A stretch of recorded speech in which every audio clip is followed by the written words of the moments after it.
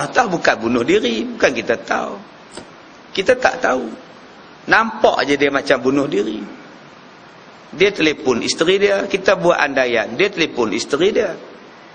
Pa, hang kena rujuk dengan abang. Kita kahwin balik pa. Pa kata tak mau. Kalau hang tak mau, abang bunuh diri.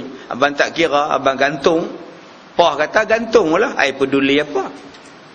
Ai tak mau dekat awak dah. Dah, hentikanlah. Pak betul. Dia pun ambil tali.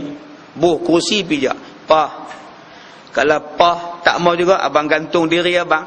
Gantunglah. Dia pun masuk. Dia telefon lagi sekali. Pa ni, abang dah gantung ni. Abang nampak ni, kita buat 3G nampak ni. Nampak tak ni? 3G ni, nampak tali ni. Isteri dia kata, okey abang, tak apalah, kita rujuk balik lah. Okey lah, okay, saya terima lah abang balik. Macam tu lah. Elok macam tu lah, tergelincir jatuh. Duk hak mati terus. Dia tak bunuh diri, dia saja nak ugut isteri dia. Tak macam mana terjun jatuh kerusi tu pula. Tak ada siapa nak tolong. Duk tolong pun mati terus. Orang kampung mari, lah bunuh diri untuk orang ni. Sebab tu kita tak diajar supaya pandang buruk pada kematian orang. Kita diajar pandang baik. Walaupun dia mati macam itu, kebumikan dia, semayangkan dia, mandikan dia, sudahlah. Tapi ustaz, ada orang kata kuburnya kena letak di hujung-hujung ustaz. Letaklah tak mana pun, kena lot ke, end lot ke, pulanglah. Janji ada lot untuk dia. Kita pun belum tentu lagi. Kita pandang baik. Mungkin dia nampak macam bunuh diri, tapi dia dibunuh. Kita tak tahu. Sebab itu kita kena pandang baik. Baik, balik kepada hadis ini. Siti Aisyah pun faham macam itu.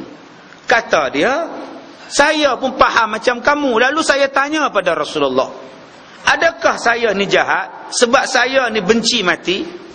Maka faqalat Aisyatu qad qalahu Rasulullah sallallahu alaihi wasallam wa laysa billazi tazhabu ilaihi. Maka Siti Aisyah telah disabdakan dia oleh Nabi sallallahu alaihi wasallam, dan bukannya faham hadis itu seperti yang kamu jalankan kepada fahaman dia. Siti Aisyah kata, salah fahaman kamu. Yang aku dapat penjelasan daripada Rasulullah berbeza dengan apa yang kamu faham, berbeza dengan apa yang aku faham. Rasulullah menerangkan kepada aku apa maksud hadis ini. Siapa yang benci jumpa Allah, Allah benci jumpa dia. Siapa yang suka jumpa Allah, Allah suka jumpa dengan dia. Apa maksud hadis ini? Nabi menerangkan, walakin iza syahasa al-basar wa hashrajar sadru wa aqsha'aru al-jildu wa tashannajatil asabi' fa'inda zalika man ahabba liqa Allah ahabba Allahu liqa'ah wa man kariha liqa Allah kariha Allahu liqa'ahu. Kata Siti Aisyah, Nabi berkata, yang dimaksudkan siapa yang benci jumpa Allah, Allah benci jumpa dia, ialah tanda-tanda sebelum mati, keadaan sebelum mati, masa mati, macam mana keadaan orang tu mati. Nabi kata siapa-siapa yang mati terbeliak anak matanya, mata ni jegir mata ni. Orang yang mati ada dua jenis mata. Pertama, matanya akan melihat ke mana rohnya pergi. Sebab itu orang mati, bila dia mati saja, mata dia terbuka sikit. Sebab mata dia melihat roh. Sebab itu kita diajar tutup mata bila orang mati. Kita tengok urat nadinya, kita tengok urat nadinya, kita tengok hembusannya, udah tak ada. Kita pun kata inna lillahi wa inna ilaihi raji'un. Kita pun tutup mata dia. Sunat. Jangan biar terbuka pula. Ada orang kata yang mati terbuka tu sebab tak sempat menikah. Wallahu a'lam lah. Jadi pejam mata, kita tutupkan. Yang tuan-tuan tengok dalam drama tu, itu drama, filem. Elok je bercakap. Cerita hang tuah dengan jebat. Kan jebat tu mati elok ya. Atas riba hang tuah. Ke tepi kau tuah. biar aku turun akan ku amuk seluruh orang-orang Melaka. Tu hang Jebat minta izin hang tuah dia nak mengamuk. Tidak ku benarkan kau tuah. Aku diamanahkan oleh kau, oleh sultan untuk membunuh kau Jebat. Tidak ku benarkan kau Jebat. Dia pun tikam Jebat. Jebat pun duduk menyandar dekat langsir. Tuah kata Jebat ni mati dah. Tuah pun turun ke bawah, balik ke rumah, siput Sarawak tunggu dia. Hang tuahnya M. Amin, Jebatnya Nordin Ahmad. Dia pun tarik langsir. Nordin Ahmad ikat, bekas kena tikam dengan tuah. Alang-alang menyeluk perkasam, biar sampai ke pangkal lengan. Dia pun turun ke tangga dia, ke tepi kamu semua. Kan Nordin Ahmad tu. Siapa yang tak ketepikan, ku bunuh kamu semua. Tu dia. Oh, dia mengamuk sungguh. Pompang. Dalam sejarah Melayu kata 3 hari 3 malam Jebat mengamuk. Menghuru harakan Melaka. Lah sebelum mati dia pergi ke rumah tuah. Bisa sungguh tusukkan pisau kau tuah. Sakitnya tuah. Ya, kata Jebat.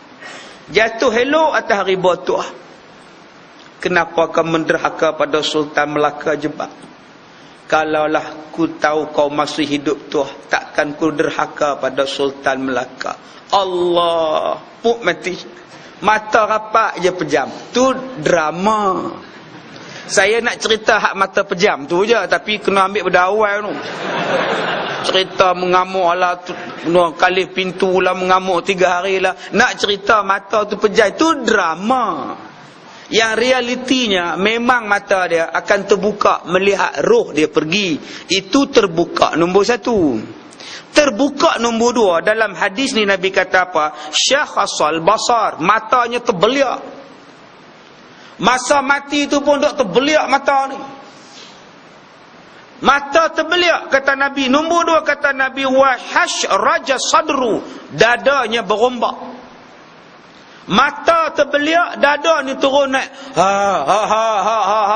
Kita tengok pun susah hati dah. Tah apa benda yang dia nampak. Tuan-tuan, apa yang menyebabkan tuan-tuan ni mata terbeliak? Aksiden tengah jalan. Tuan-tuan berhenti, tengah-tengah aksiden, terkejut depan mata. Nombor 1 terbeliak. Nombor 2 terbeliak, orang pakai seksi, terbeliak juga. Habis pahala aku, dah lah puasa, hilang pahala, terbeliak juga. Tuan-tuan, yang terbeliak masa nak mati ni apa? Yang terbeliak masa nak mati, dia nampak apa yang dia akan jumpa. Dia tengok apa yang dia akan jumpa dalam kubur, apa yang dia akan jumpa dalam neraka. Dia tengok apa yang dia pernah buat dalam dunia, Allah tunjukkan masa dia nak mati. Apa yang kita pernah buat dalam dunia ni, sekarang ni apa pernah kita buat? Masing-masing tahu apa yang pernah kita buat. Saya pakai serban, saya pakai jubah, saya tahu apa yang saya buat. Tuan-tuan pakai baju Melayu, pakai kem plekat, tuan-tuan tahu sejarah silam tuan-tuan.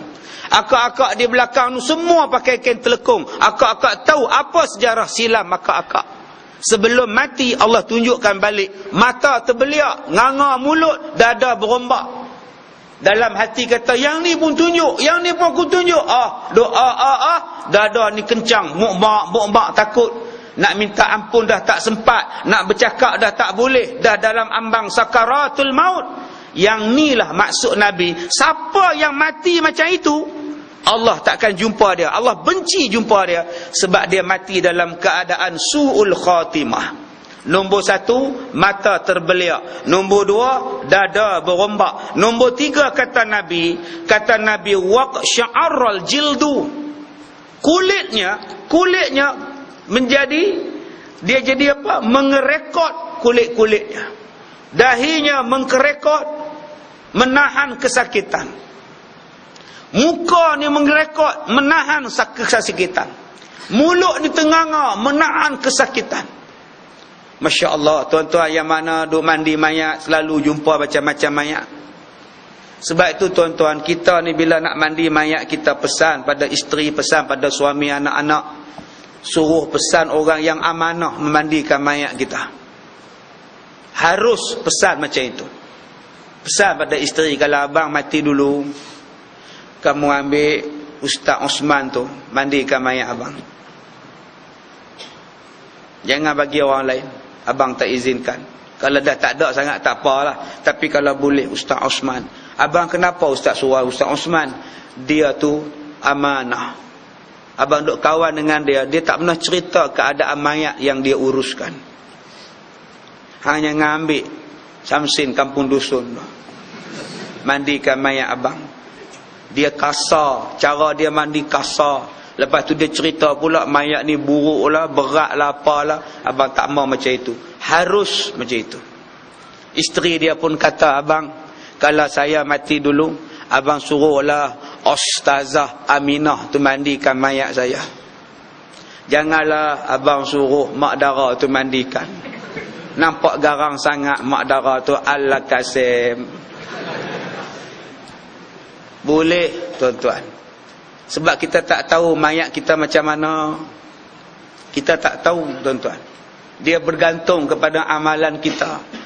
Ringankah kita, beratkah kita, berulatkah kita, liang lahat cukupkah, kain kapan cukupkah? Kain kapan cukupkah mandi mayat kita ni, nak kapan mayat? Liang lahat muat-muat ke? Setengahnya liang lahat dah sukat tapi tak muat juga. Korek lagi tak muat juga. Setengahnya terlalu berat sampai orang tak boleh angkat. Sampai nak patah bengkok keranda besi. Awak yang berat sangat. Kita tak mau macam itu. Macam itulah yang Nabi sebut dalam hadis ni. Orang macam tu yang Allah benci jumpa dia di hari kiamat. Cara dia mati tu pun cara dia benci. Dia sendiri benci. Nombor 3, mengerekod kulitnya. Nombor 4 kata Nabi, watashannajatil asabi', jari dia menggulung macam itu. Jari dia masa nak mati, dia pegang kain dia pegang selimut dia pegang katil dia, pegang tilam, sampai macam tu jari dia. Subhanallah. Nampak sangat sakitnya masa nak mati. Masya Allah tuan-tuan. Kita baru cabut gigi. Cabut gigi tu pun doktor suruh kita pegang ni. Kita baru nak ambil darah, doktor nak ambil darah, doktor bagi satu benda letak, pegang. Kita baru nak dia ambil darah, nak dipam darah, derma darah, dia bagi pam, dia pegang. Okey, pegang ni nak ambil darah ni. Kita ni sakit, doktor nak ambil darah kita 3 botol pun pegang. Bukan sakit mana pun, sakitnya masa disuntik aja. Lepas tu tak sakit dah, darah berjalan, kita tengok tu dia darah aku berbuih, confirm kolesterolnya ni gout banyak ni. Tapi yang ni mati, tidak ada kesakitan yang melebihi mati. Bayangkan macam mana gamaknya tuan-tuan. Sebab tu Nabi kata dalam hadis ni, tangan kamu, jari kamu menggerekot. Subhanallah. Jadi daripada sini tuan-tuan, kita boleh tengok mati buruk itu ada 4. Nombor 1, mata terbeliak. Nombor 2 kata Nabi, dadanya berombak. Nombor 3 kata Nabi, berkedut kulitnya. Nombor 4 kata Nabi, jarinya mencengkam, menahan kesakitan. Maka kata Nabi, itulah maksud zalika wa man karihallahu liqa'ah. Siapa yang benci jumpa Allah, Allah pun benci jumpa dia. Masa dia mati dalam keadaan macam itu, maknanya dia benci mati, dia benci jumpa Allah, Allah juga benci jumpa dia. Masya Allah. Tuan-tuan, kita mesti menemui saat kematian. Persoalan dia, bagaimana kematian kita itu? Adakah